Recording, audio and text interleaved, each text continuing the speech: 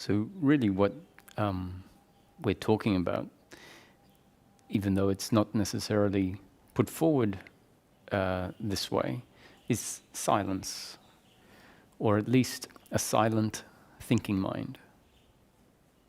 So although the talks take the form of an hour and a half of talking and pointing at things that happen in life through concepts, which can sometimes make it seem like our job is to think a lot, which might then seem like, oh, this liberation or this freedom is from me understanding a lot and thinking a lot.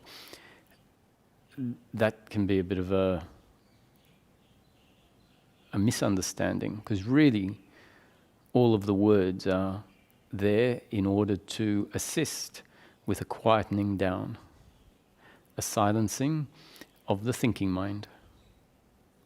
And so what is described is the different forms that the thinking mind takes, so that those forms of thinking can be identified and seen to be less useful and less effective than we might have thought they were.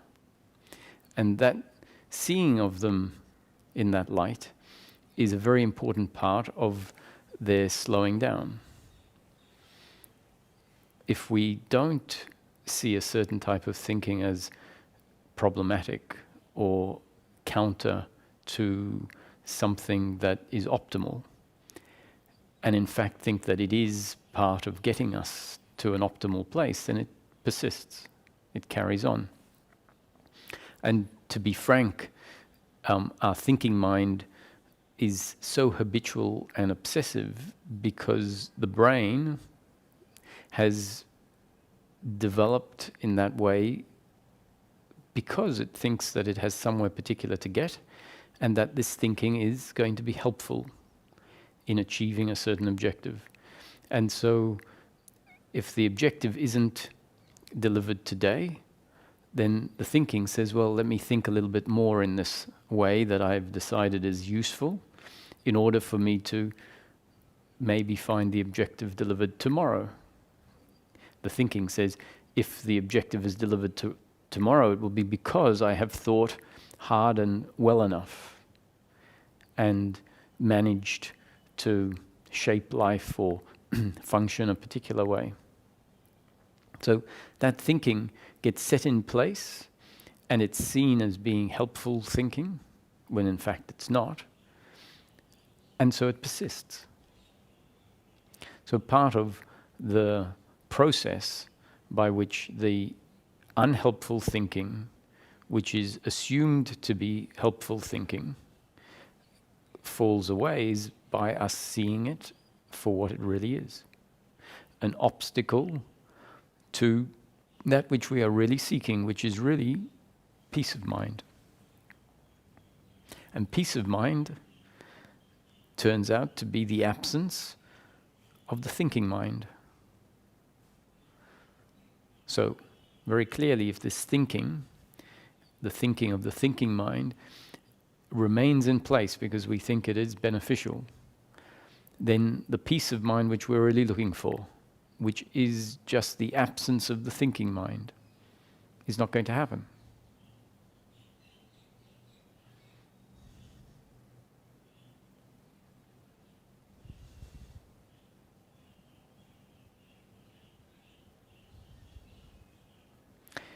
An in-between stage of the process, which is a very important stage, and if we find that this starts happening, we can be very grateful because it indicates something very important. An in-between stage is where the thinking of the thinking mind continues to arise because its root is still there.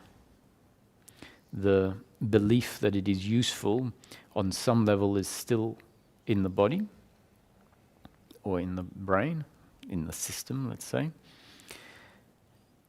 So it's still happening, and another part of the system understands that actually this thinking is not helpful, but it's still arising because the root is still in place, and the other part of the system understands that that root isn't going to be uprooted in this moment by someone making a whole lot of effort, because that effort tends to be actually reinforcing that root.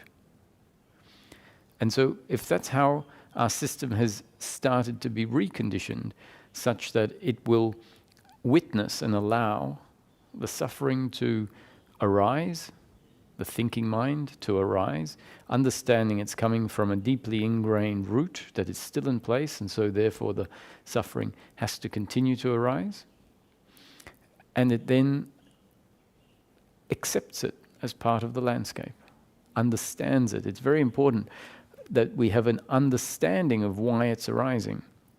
It's arising not because we are creating it, we as a doer that can stop creating it, but rather it's arising because the genes and up-to-date conditioning of the body-mind organism, which is a very complex organism, the genes and up-to-date conditioning include the belief from which the thinking mind grows. So if we understand that if that belief is in place, the suffering just has to be there. Right? It's just simple impersonal cause and effect. Right, so let's look at an example. If fire is there, heat has to be there. It's a interconnected aspect of the fire.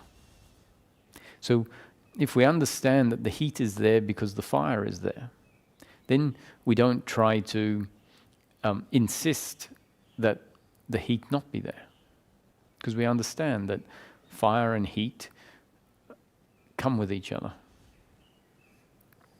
So if we can understand that if there is a certain belief in the system that's been put in place by life and reinforced day after day after day after day for many years, that's what it means by a deeply ingrained belief.